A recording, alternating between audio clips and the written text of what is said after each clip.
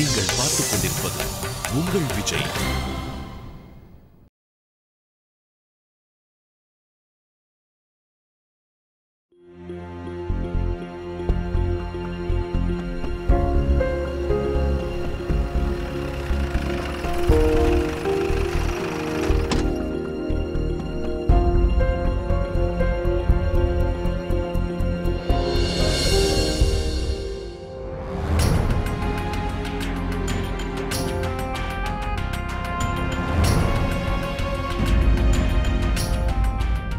எப்படி இருக்கீங்க வினய்? என்ன பண்றது ஜீவிதா, கோர்ட்ல எப்படி ப்ரூவ் பண்றதுன்னு ராத்திரி பூரா நானும் யோசிச்சேன். ஆனா சம்பத் காட்டுற போட்டோ அது கண்டிப்பா ரியாவது கிடையாது. ஆனா அவன் ஏன் தேவையில்லாம போய் சொல்றான்னு தான் தெரியல. இங்க பாருங்க, கோர்ட்டுக்கு நேரம் ஆயிடுச்சு. நீங்க பேசுறது இருந்தா அப்புறமா பேசுங்க. ஓகே, இப்போ நீங்க உள்ள வாங்க ப்ளீஸ்.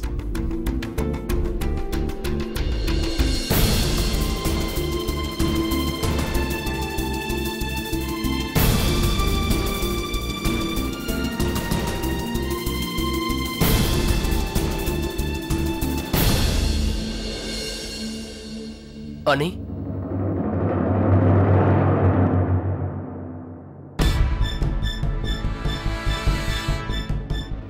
மாலதி, விஷ்வா, எனக்கு உங்க 2 பேர்கிட்டயும் நான் ஒரு விஷயம் சொல்ல வரேன். நீங்க 2 பேரும் தான் இன்னைக்கு கோர்ட்ல சாட்சி சொல்ல போறீங்க. நீங்க என்ன பாத்தீங்களோ அதை மட்டும் கோர்ட்ல சொல்ல போறீங்க. ஒரு விஷயத்தை மட்டும் நல்லா ஞாபகம் வச்சுக்கங்க, அதர்மம் என்னைக்குமே ஜெயிக்கிறதே கிடையாது. தர்மம் மட்டும்தான் என்னைக்கும் ஜெயிக்கும்.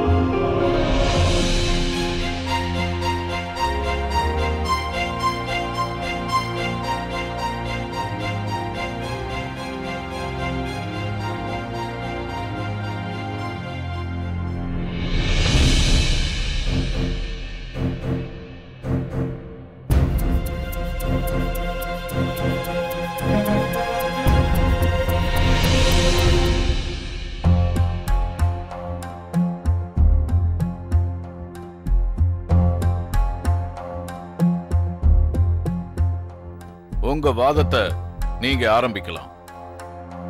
Your honour, mister Jagdish Sharma ரியாவோட கொலை வழக்குல எதிர்த்தரப்பு வக்கீலா இருந்தாரு. திடீர்னு அவருடைய அப்பா இறந்து போயிட்டதுனால அவரால் இன்னைக்கு வர முடியல. அவருடைய இடத்துல சங்கர் ராமானனா எதிர்த்தரப்பு வக்கீலா இந்த கேஸ்ல ஆஜராகிறேன். கணம் நீதிபதியோட அனுமதியோட எல்லாத்துக்கும் முதல்ல சில சாட்சியங்களை இந்த வழக்குல நான் விசாரிக்க விரும்புறேன். அதுவும் உங்க அனுமதியோட. ரியா அன்னைக்கு இறந்து போனப்ப அந்த மலை மேல இருந்தவங்க நடந்த எல்லாத்தையுமே நேர்லயே கண்ணால பாத்திருக்காங்க. அது எல்லாத்துக்கும் முன்னாடி நான் விஸ்வா வதேராவை இந்த குற்றவாளி கொண்டுக்கு நான் விசாரிக்க அழைக்க விரும்புறேன். அனுமதிக்கிறேன்.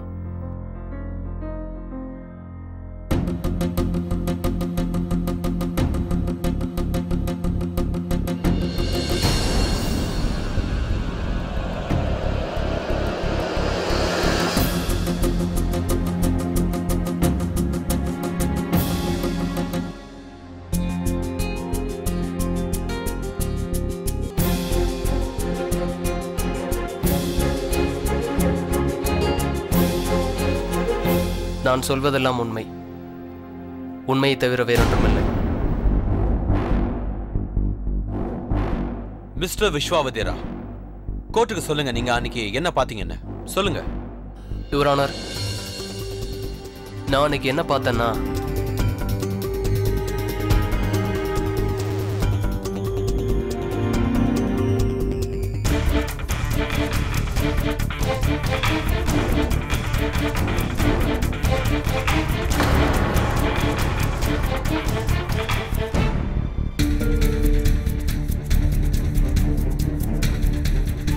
That's all, my lord. இப்ப நீங்க போலாம். Thank you. My lord, இப்ப நான் மிஸ்ஸஸ் ஜீவிதா வதேராவை இந்த சாட்சி கூண்டுக்கு அழைக்க விரும்புறேன். அனுமதிக்கிறேன்.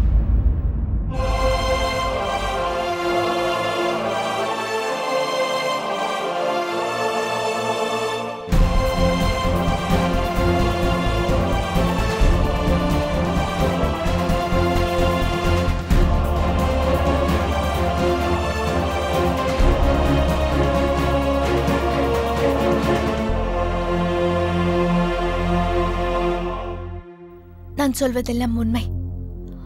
உண்மை தவிர வேறொன்றுமில்லை.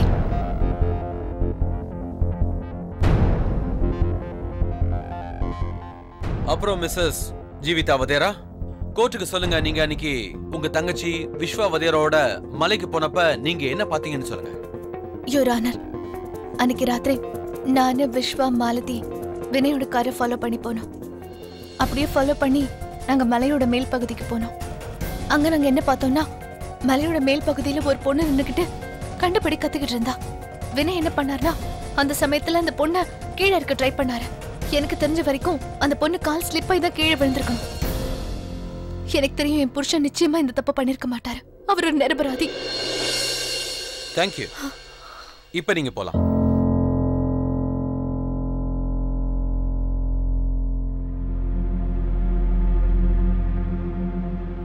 யுவர் ஆனர், இப்ப என்னுடைய கடைசி சாட்சி மாலதி வதேரா. கவலைப்படாத, நம்பிக்கை. அவங்க சாட்சி கொண்டு அழைக்க அனுமதி கேட்டுக்கிறேன். இந்த பொண்ணு அந்த இடத்துல தன்னுடைய கணவர் விஸ்வா, தன்னுடைய அக்கா ஜீவிதாவோட சம்பவம் நடந்த இடத்துல இருந்திருக்காங்க.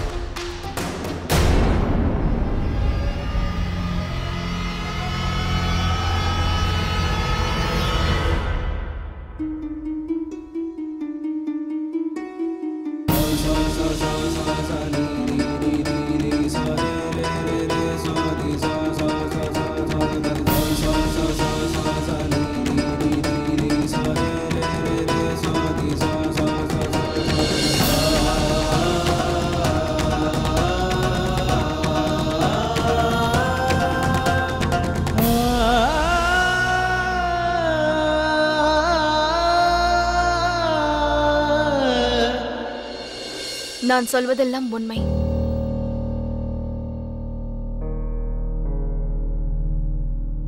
சொல்லுங்க மாலதி வதேரா, ரியாவுடைய கொலை உங்க கண்ணு முன்னாடி தான் நடந்துச்சா? நீங்க உங்க கண்ணால அந்த பொண்ணு மலை மேல இருந்து கீழே விழுந்ததை பாத்தீங்களா?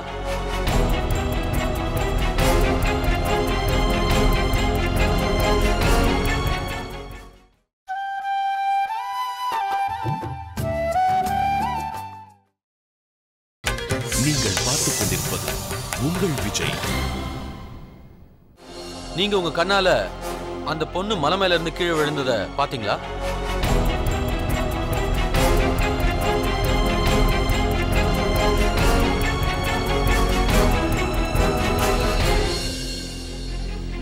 ஆமா. எப்படி எப்படி மலை மேல இருந்து திடீர்னு ரியா கீழே விழுந்தாங்க? நீங்க என்ன உங்க கண்ணால பாத்தீங்களோ அத இந்த கோர்ட்டுக்கு தயவு செஞ்சு சொல்லுங்க.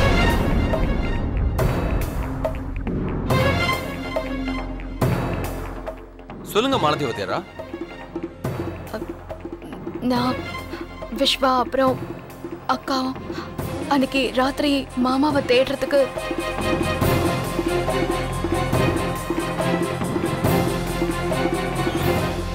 ரியா கீழே விழுந்துட்டாங்க. அப்படின்னா நீங்க சொல்றதுக்கு அர்த்தம் இதானே? நீங்க அந்த சம்பவம் நடந்த இடத்துக்கு போனதும் அதுக்கு முன்னாடியே ரியாக்கும் வினய்க்கும் ஏதோ வாக்குவாதம் நடந்துகிட்டு இருந்துச்சு. நீங்க அவங்க கிட்ட போறதுக்கு முன்னாடி, அதுக்கு முன்னாடியே அவங்க மலையில இருந்து கீழே விழுந்திருக்கணும். வினய் தான் அவங்கள தள்ளி விட்டுருக்கணும். Is that sure?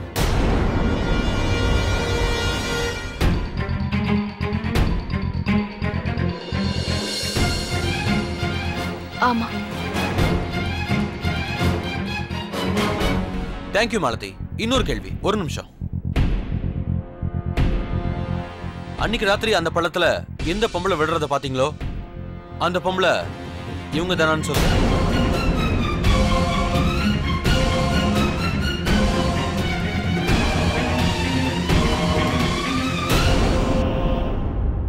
பாருங்க, இதை கண்டுபிடிக்கிறது ரொம்ப கஷ்டம். அன்னைக்கு ராத்திரி ரொம்ப இருட்டா இருந்துச்சு. நான் அக்கா அப்புறம் விஸ்வா 3 பேரும் டிஸ்டன்ஸ்ல இருந்ததுனால பள்ளத்துல விழுந்த பொண்ணோட முகத்தை என்னால சரியா பார்க்க முடியல.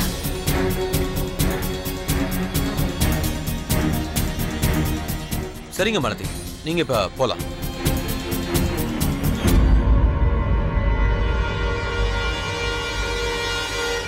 யுவர் ஆனர், அன்னைக்கு ராத்திரி இருட்டா இருந்ததுனால மாலதி இந்த பொம்பளைய சரியா பார்க்க முடியல. ஆனா ஒரு விஷயம் தெளிவா இருக்கு. தெளிவா இல்ல யுவர் ஆனர். எந்த விஷயமும் தெளிவா இல்ல யுவர் ஆனர். அதாவது இவர் விவாதிக்கிற அளவுக்கு தெளிவா இல்ல யுவர் ஆனர். பள்ளத்துல விழுந்து இறந்து போனது ரியாவா இல்ல வேற ஒருத்தங்களாங்கிறதா இப்ப நமக்கு தேவை. இந்த போட்டோவை கட்டிட்டு இருக்காங்களே, இது ரியாவா இல்லையா? இது தெளிவா தெரியற வரைக்கும் இந்த கேஸ் முன்னாடி போகாது. நீங்க சொல்றது ரொம்ப கரெக்ட் அங்கிள். வெறும் சம்பத் சொல்றதுனால மட்டும் அந்த போட்டோல இருக்கிறது ரியான்னு உறுதி ஆயிடாது. சம்பத் அதை ப்ரூவ் பண்ணணும். Order order. மிஸ்ஸஸ் ஜீவிதா, நான் உங்களுக்கு முன்னாடியே சொல்லியிருக்கேன், நீங்க எதை சொல்ல நினைச்சாலும் உங்க வக்கீல் மூலமா தான் சொல்லணும். நீங்க நேரடியா சொல்ற எந்த கருத்தையும் இந்த கோர்ட் ஏத்துக்காது. அதனால பிளீஸ் நீங்க இந்த கோர்ட்டோட விஷயத்துல தயவு செஞ்சு தலையிடாதீங்க. இல்லைன்னா நீங்க கோர்ட்ல இருந்து வெளியேற்றப்படுவீங்க. Your honour, I am sorry. Jeevitha தரப்புல இருந்து நான் மன்னிப்பு கேட்டுக்கிறேன். ஆனா நான் அவங்க சொல்றதை ஏத்துக்கிறேன். யாரோ சொல்றதுனால ஒருத்தருக்கு பொண்டாட்டி ஆயிட முடியாது. மிஸ்டர் சம்பத் இதை ப்ரூவ் பண்ணி ஆகணும். இவங்க அவருடைய மனைவி.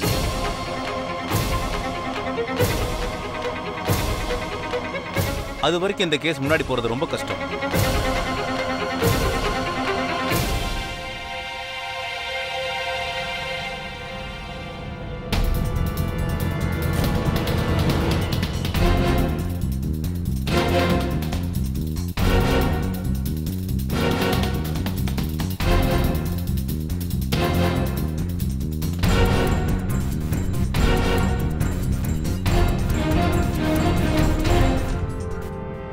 யுவர் ஆனர், என்னுடைய கிளையண்ட் சம்பத் கிட்ட சில முக்கியமான டாக்குமெண்ட்ஸ் இருக்கு.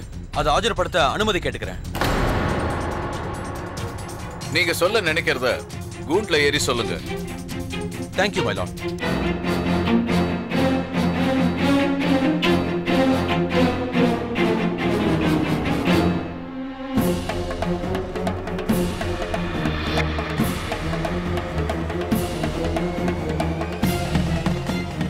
யுவர் ஆனர், இந்த டாக்குமெண்ட்ஸ்ல ரியாவோட பேன் கார்டு, புது சர்டிபிகேட்ஸ், அப்புறம் டிரைவிங் லைசன்ஸோட ஒரிஜினல் காப்பீஸ் இருக்கு.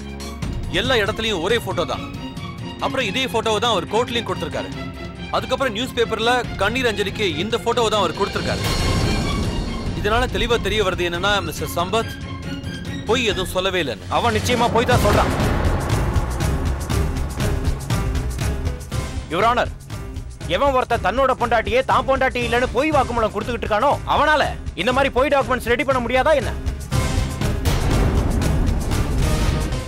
மிஸ்டர் சம்பத் இந்த டூப்ளிகேட் டாக்குமெண்ட்ஸை வச்சு இந்த கோர்ட்டையே தசை திருப்பிட்டு இருக்காரு. ஒன்னு இந்த டாக்குமெண்ட்ஸ் பொய்யா இருக்கணும், இல்ல எந்த பொண்ணை கூட்டு வந்து எனக்கு இன்ட்ரோடியூஸ் பண்ணானோ அந்த பொண்ணு நிச்சயமா இவன் பொண்டாட்டியா இருக்காது. நான் எதுக்காக போய் சொல்லணும் விநாயக்? வேற யாரோ ஒரு பொண்ணை கூட்டிட்டு வந்து எதுக்காக என்னோட பொண்டாட்டி நான் சொல்லணும்?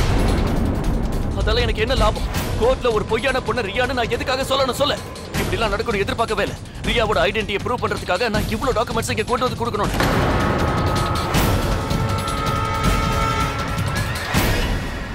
ஜட்ஜ் சார், எனக்கு கால அவகாசம் கொடுத்தீங்கன்னா நான் இன்னொரு ஆதாரத்தையும் இந்த கோர்ட்ல காமிக்க முடியும். எனக்கு இப்பதான் ஞாபகம் வந்துச்சு, நான் என்னோட வீட்டுல சிசிடிவி கேமராஸை ஆன் பண்ணி வச்சிருக்கேன். ஐ எம் ஷூர் அதுல கண்டிப்பா நமக்கு தெரிய வரும் உண்மையிலேயே ரியா யாருங்கிறது. ரியா இறந்து போன அன்னைக்கு ராத்திரி வினய் என்னோட வீட்டுக்கு போனாரு. எனக்கு ஒரு 1/2 மணி நேரம் டைம் கொடுங்க ஜட்ஜ் சார். அந்த கேமராவோட ஃபுட்டேஜ் நான் இங்க கொண்டு வந்து கொடுக்குறேன். அதுக்கு நீங்க எனக்கு அனுமதி கொடுங்க.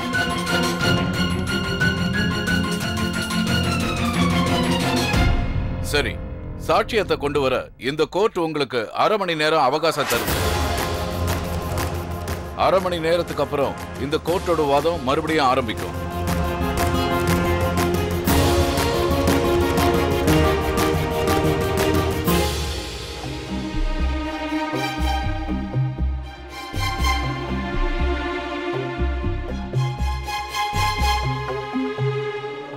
தேங்க்ஸ் மாலதி. நீ இந்த நேரத்துல இப்ப இப்படி ஒரு உண்மையை சொன்னதுனாலதான் ஒரு ட்விஸ்ட் வந்திருக்கு. Thanks a lot.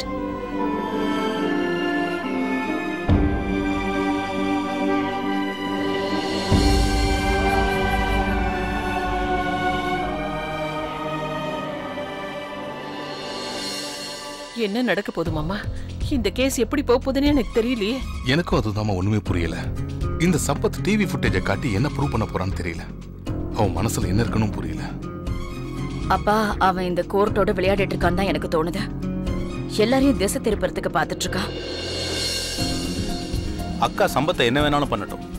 வினய் ரியாவை ஏன் கொண்டா, எதுக்காக கொண்டான்னு தெரியற வரைக்கும் கண்டிப்பா அவனுக்கு தண்டனை கிடைக்க போறது இல்ல.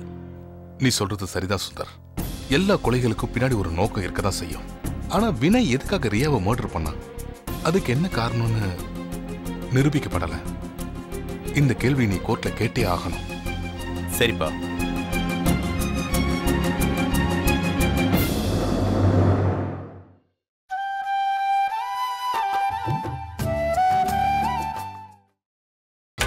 நீங்கள் பார்த்துக் கொண்டிருப்பது உங்கள் விஜய். யுவர் ஆனர், அரை மணி நேரத்துக்கு மேல ஆயிடுச்சு. கொடுத்த டைமையும் தாண்டிடுச்சு. சம்பத் இன்னும் வரல. இதுக்கு மேலேயே அவர் வருவார்னு எனக்கு தோணல. அதனால நான் வந்துட்டே யுவர் ஆனர்.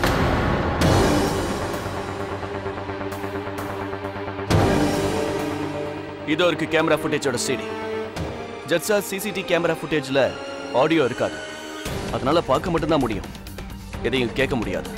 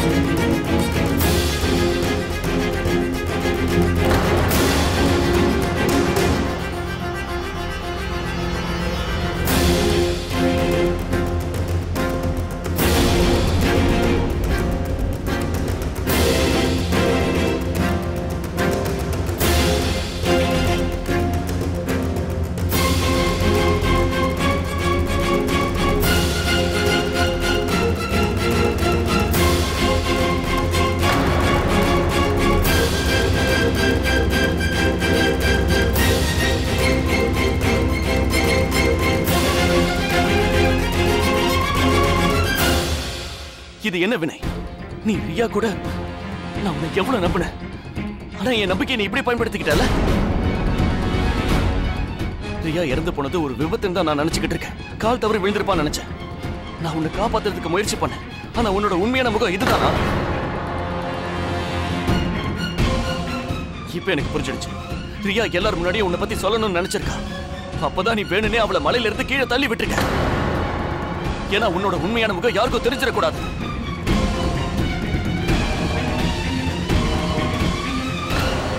மிஸ்டர் வினய், நான் உன்னை விட போறதில்ல. என் பொண்டாட்டியோட சாவுக்கு காரணம் நீதாண்டா. இவ்வளவு நாள் நான் தப்பா புரிஞ்சுக்கிட்டேன். நான் உன்னை சும்மா விட மாட்டேன். என்ன பேச மாட்டேன்டா. சொல்றேன். நீ பண்ண தப்புக்கு சும்மா விட மாட்டேன் வினய். தப்பு. Order order. என்ன பண்றீங்க? அவனை விட சொல்லுங்க. Order order. பையன் எடு. விடுங்க சொல்றேன். சின்ன விடுங்க. உனக்கு என்ன பைத்தியமா முடிஞ்சு? நீ சொன்னதால தான் நான் உன் வீட்டுக்கே போனேன். நீ தான் அவளை குடுக்க போற ஜூஸ்ல மருந்த கலக்கி கொடுன்னு சொன்ன. நானும் சொன்னேன். இந்த வீடியோல என்னெல்லாம் பாத்தீங்களோ அது எல்லாமே பொய். பொய் சொல்றதுலாம் நீதான் வினய். நான் உன்னை சும்மா விட மாட்டேன். Order order. மிஸ்டர் சம்பத், நீங்க உங்க இடத்துக்கு போங்க. இல்ல யுவரான, ரியாவை கொண்டவனை நான் பழி வாங்க விட மாட்டேன். எல்லா தப்புக்கும் காரணம் இவன் தான் யுவரான. உன்னை தூக்குல ஏத்தாம நான் விட மாட்டேன். டேய், உனக்கு என்ன செய்யணும்னு தோணுதோ அதை செய். நான் கோர்ட்டுக்கு ஒண்ணே ஒன்று சொல்லிக்க விரும்புறேன். இது வரைக்கும் சம்பத் என்னெல்லாம் சொல்லியிருக்கானோ அது அத்தனையுமே முழுக்க முழுக்க போய். இங்க நான் ஒண்ணு கேம் விளையாடல, அவன் தான் விளையாடிட்டு இருக்கான். மிஸ்டர் வினய் வதேரா, நீங்க எப்படி இதை சொல்ல முடியும்? மிஸ்டர் சம்பத் உங்ககிட்ட ஏதோ கேம் ஆடுறாருன்னு. கண்டிப்பா இந்த வீடியோ ஃபுட்டேஜ்ல ரியாவோட முகம் ரொம்ப தெளிவா தெரிய வரல. ஆனா நீங்க அவங்க கிட்ட தப்பா நடந்துக்க முயற்சி பண்ணது உண்மைதானே?